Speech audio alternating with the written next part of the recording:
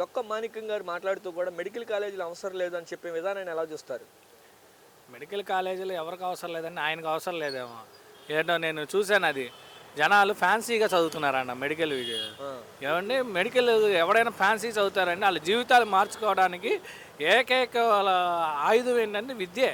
పేదోడు గొప్పోడు అవడానికి ఏంటంటే మార్గం విద్యే. మీకులాగా బ్లాక్ మనీలో రాబరీలో చేసి అవడు కదా పేదోడు. వాడు చదువుతో వాడు గొప్పోడు అవుతాడు. వాడు చదువుకోవడానికి గవర్నమెంట్ అవకాశం కల్పిస్తా మెడికల్ కాలేజీలు ఆయా ప్రాంతాల్లో తీసుకొచ్చింది. ఈయనకి మోజు ఫ్యాన్సీ అంటున్నారు. ఈయన మోజు ఫ్యాన్సీ ఎవరికి? ఈయన ఎవడు అధికారాలు ఉంటే వాళ్ళంటే మోజు ఈయనకి. గతంలో టీడీపీ నుంచి వైసీపీకి వచ్చాడు, వైసీపీ నుంచి ఇప్పుడు ఎక్కడికి వచ్చాడంటే మళ్ళీ టీడీపీకి వెళ్ళాడు.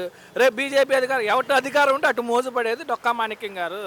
మీరు మీరు ఎవరిని బ్లేమ్ చేస్తున్నారండి? ఎస్సీ పిల్లల్ని, బీసీ మహిళల్ని.